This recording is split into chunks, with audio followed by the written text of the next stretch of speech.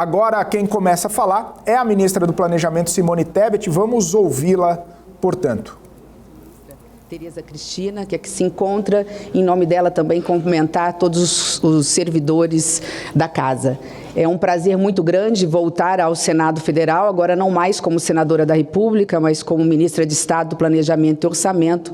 Mas não tem como não dizer, presidente Rodrigo, até pela forma carinhosa, como sempre sou recebida por Vossa Excelência, de que venho ainda com o espírito de senadora. Me sinto em casa, que fiz amigos, e é esse espírito que alimenta sempre a minha vida pública. Faço, portanto, aqui um agradecimento especial pelo convite, especialmente por estar ao lado do ministro-chefe da nossa equipe econômica, que é o ministro Fernando Haddad, ministro da Fazenda, estar ao lado do presidente do Banco Central, Roberto Campos, e das demais autoridades que usarão a palavra. Eu vou ser breve, eu fiz um roteiro justamente para não fugir aqui do script, mas gostaria de começar dizendo que essa audiência pública é extremamente importante e salutar. Ela, na realidade, é um retrato fiel da democracia que queremos. Pessoas que pensam diferentes, que têm visões distintas, discutindo os reais e mais importantes problemas do Brasil para buscar em conjunto soluções para esses problemas. O tema que nos traz aqui, né, não é por acaso que coloca não só os juros e inflação, mas acrescenta aqui algo fundamental, que é o crescimento. Juros, inflação e crescimento são três coisas que precisam andar juntas, não podem estar isoladas, mas especialmente, da minha parte, é importante dizer, como ministra do Planejamento e Orçamento, o crescimento não pode ficar no meio do caminho. Diante disso, eu gostaria de fazer apenas algumas reflexões. Uma delas é dizer que o Banco Central e o governo federal, e a imprensa acompanha este assunto, têm discutido e debatido muito esta questão. E é importante que o faça, cada um na sua visão. O governo faz uma relação muito forte entre crescimento e taxa de juros. O Banco Central entre taxas de juros e inflação. O governo está a dizer, nosso governo está a dizer, é impossível crescer, temos um crescimento sustentável, duradouro e inclusivo, com alta taxa de juros. O Banco Central dizendo, mas taxas de juros baixas, nós pagaremos um preço que seria o aumento da inflação. Não há contradição, é importante que se diga, nessas afirmações. Da mesma forma que não há contradição, presidente Rodrigo Pacheco, quando nós dissemos que sim, o Banco Central é responsável pela política monetária, que tem sempre decisões técnicas, mas também afirmar que tem que sempre ter foco nas políticas públicas e no crescimento do Brasil.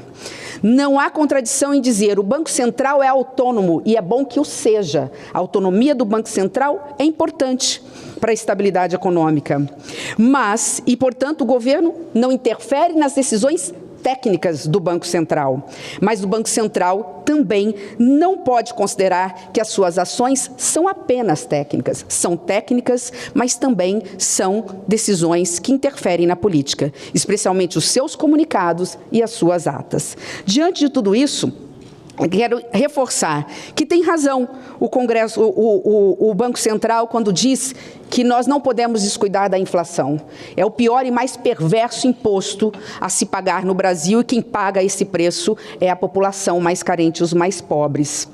Não há contradição, porém, em ter uma economia mais pujante, querer uma economia mais pujante, gerar emprego e renda com crescimento sustentável e duradouro. A pergunta que deixo, e a reflexão é que deixo e é esta que realmente importa, o que está gerando a inflação?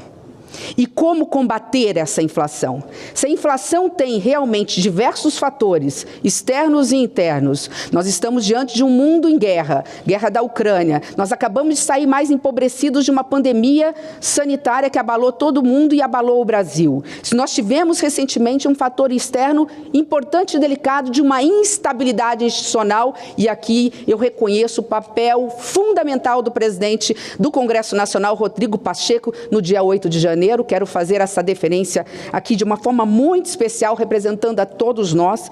Se realmente temos esses fatores, a instabilidade institucional já é coisa do passado. A instabilidade política também já está ficando para trás. E a instabilidade econômica, essa sobre a nossa responsabilidade, quando eu digo nossa, capitaneado pelo ministro Haddad, da equipe econômica do governo federal, nós estamos fazendo a nossa parte. Eu sei que não se pode...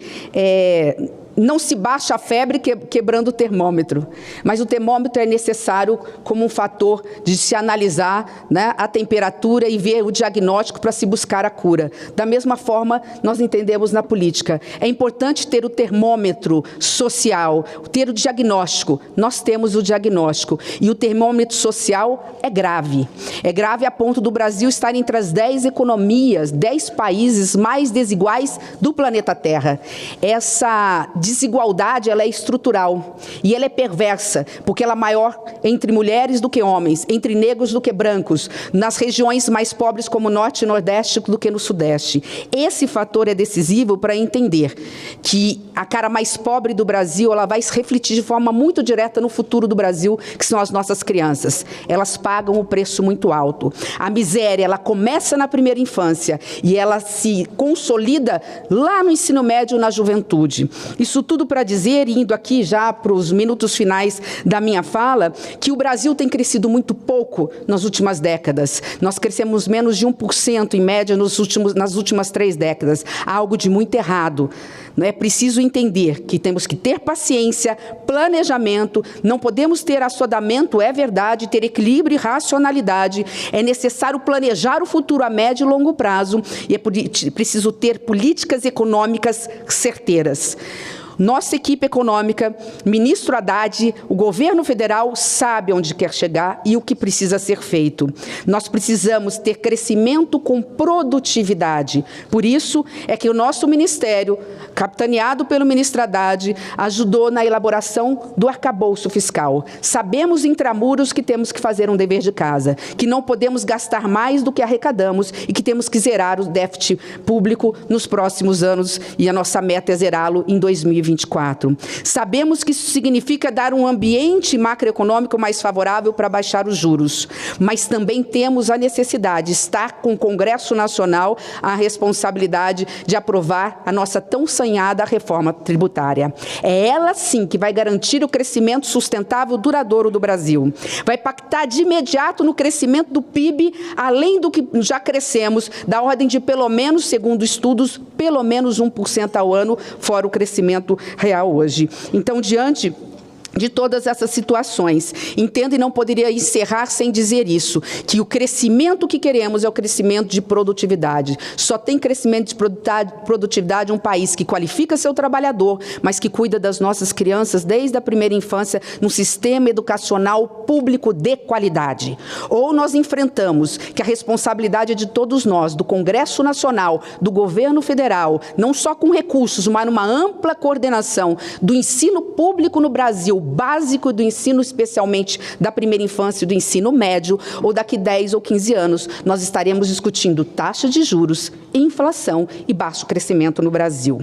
Da nossa parte, por fim, e não menos importante, nossa função é dar uma visão estratégica de país. O Brasil, o primeiro e talvez um dos mais importantes gestos do presidente Lula foi recriar o Ministério do Planejamento.